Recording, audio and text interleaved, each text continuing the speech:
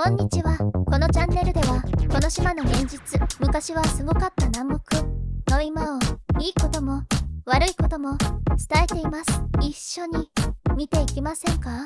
今日は CNMI 北マリアナ諸島の警察が来年度に970万ドル、日本円にして14億円の予算を要求しているというニュースを見て正直こう思ったんです。ちょっと待って、それって本当に必要？お金がないから守れないんじゃない？意識がないから守る気がないんだよ。なぜお金だけじゃダメなのか？今お金がなくてもできることはある。その理由を私自身の体験からお話しします。12年前、私は4ヶ月間毎日のように窃盗団に襲われました。事件にも遭いました。そして去年も強盗被害にも遭いました。その後も窃盗団は現れます。でも警察は何もしてくれなかった。それだけじゃない。これ本当に警察？と疑いたくなるような対応がいくつもあったんです。今日は私の体験とともに警察に本当に必要な意識改革をお伝えします。意識改革1、被害者への共感。店はガラスも壁も穴だらけ、ドアも壊され、商品はされていた。でも警察はまたかという空気で現場に、夜なのに塞ぐ手助けもせず、まともに話も聞かない。ただブルーカードを書くだけ、写真も撮らず、現場検証のフリーだけ。指紋採取10回に一度、ガムテープで。本気ですか？意識改革2、威圧ではなく寄り添う。俺はオフィサーだぞと被害者に対して威圧的な態度。ただでさえ怯えてるのにさらに怖がらせてどうするの？助けるためじゃなく権力を見せつけたいだけに見える態度。意識改革3、基本の現場対応。強盗事件が起きても指紋すら取らない。犯人のうんちが残されていても採取せず、靴のままずかずか現場に入り、手袋もせず現場保存。そんな言葉知らないみたい。すべてがなあなあ、何それ？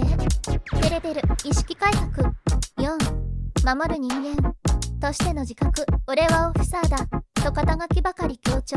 その前にやるべき仕事があるでしょう。被害者を不安にさせて終わらせるような対応では誰の命も守れません。意識改革5、仕組まれた犯罪の可能性。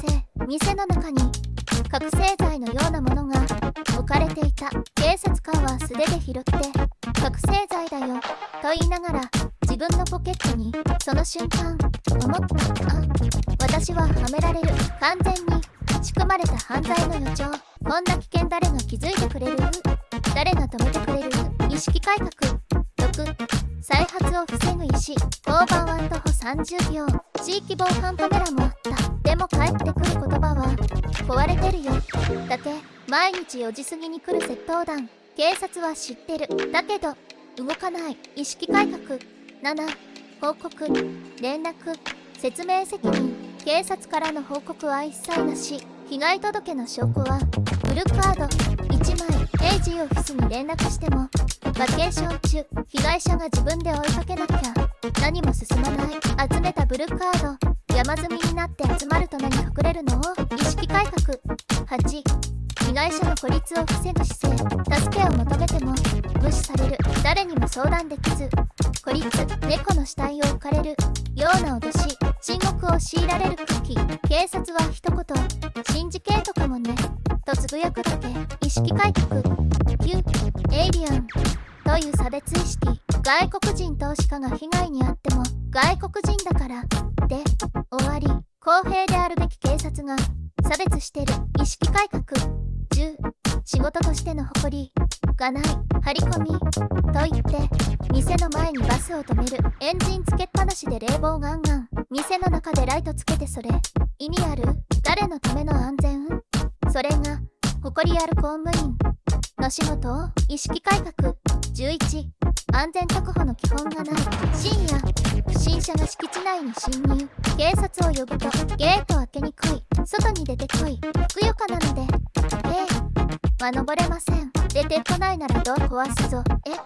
私が出るの？は犯人がまだいるかもしれないのに被害者をさらに危険にさらすような対応、それって本当に助けですか？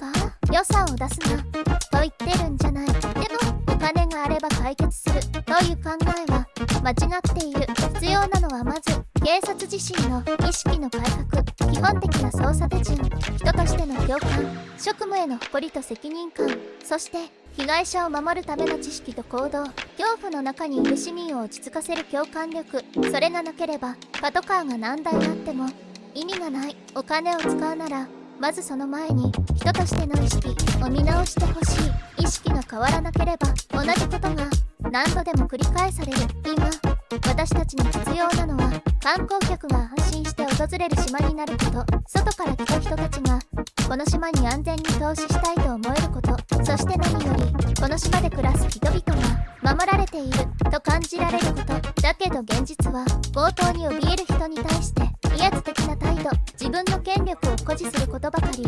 そんな人たちにいくら予算を渡したって意味がない。この動画がまた文句言ってると思われても構いません。でも誰かが言わなきゃ何も変わらない。